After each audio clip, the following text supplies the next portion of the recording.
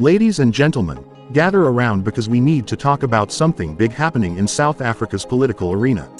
Imagine a heated debate, sparks flying, words sharper than a Zulu spear. Yes, I'm talking about the fiery showdown in the National Assembly between ActionSA's Athol Trollip and the government over America's decision to halt aid to South Africa.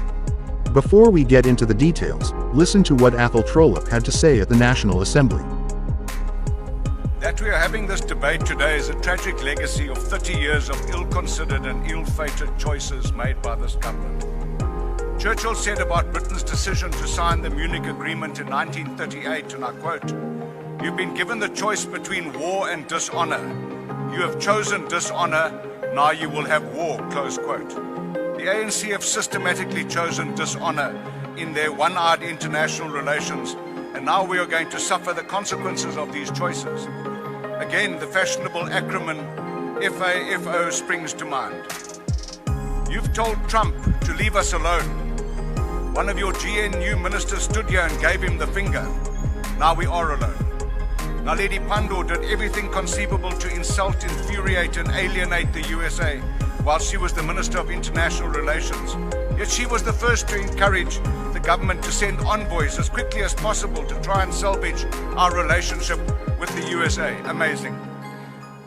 Nomvula Mokanyana infamously said, "When the rand falls, we'll pick it up." When are you going to pick up the rand? The president said, "I'd rather be seen as a weak president than split the ANC." Well done, you've achieved both. But look what your philosophy of putting the party first and the country second has bequeathed us. You will blame AfriForum and Solidariteit for Trump's punitive executive orders and possible repeal of AGOA. The scapegoating, though convenient, doesn't hold any water. Incidentally, who the hell do AfriForum, Solidariteit and the DA think they are anyway?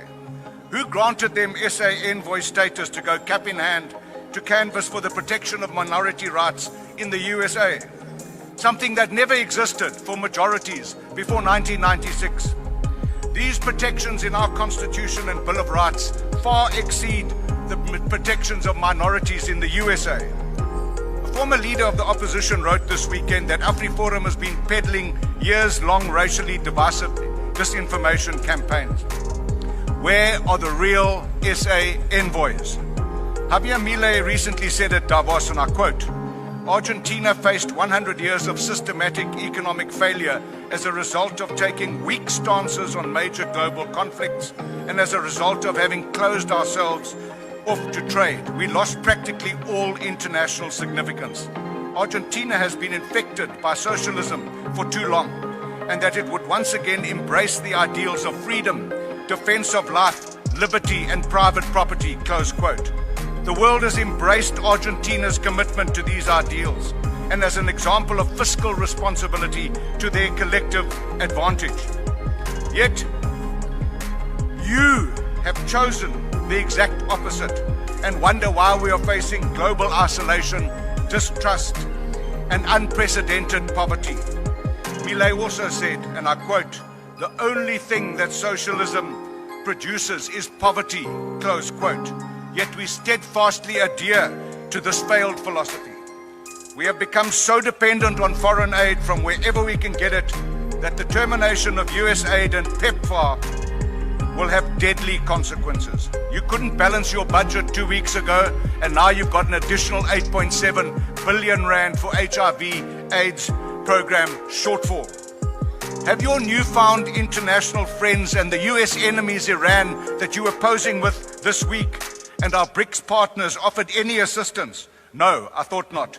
Because they've been beating a path to the Oval Office to ingratiate themselves with the New World Order Tsar. And they aren't interested in our self-inflicted wounds.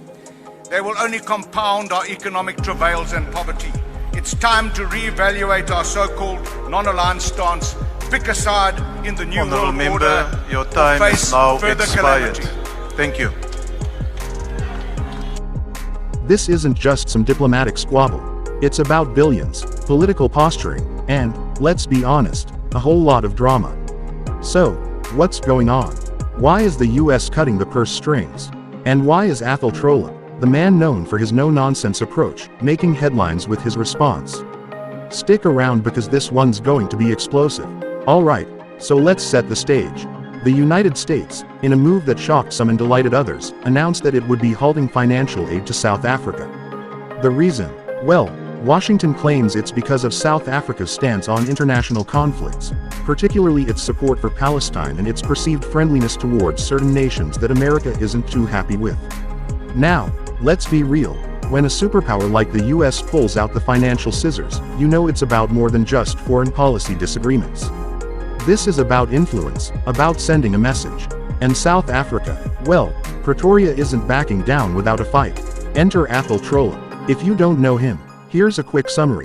Former mayor of Nelson Mandela Bay, seasoned politician, and now one of the key voices in ActionSA, a party that's shaking up South African politics.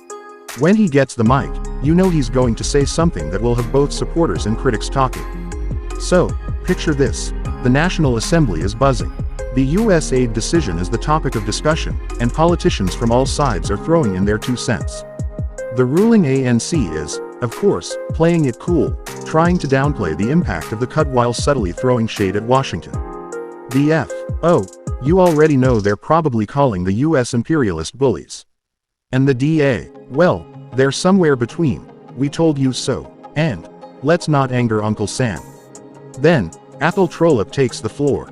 Now, this is where things get interesting.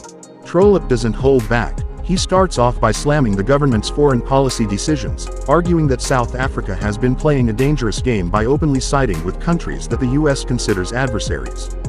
He doesn't mince his words, accusing the ANC of prioritizing ideological alliances over the economic well-being of ordinary South Africans. And here's where it hits home: money. Trolip makes it clear. South Africa is not in a position to be losing international aid. With unemployment sky high, infrastructure falling apart, and load shedding still making life miserable, can the government really afford to be losing financial assistance?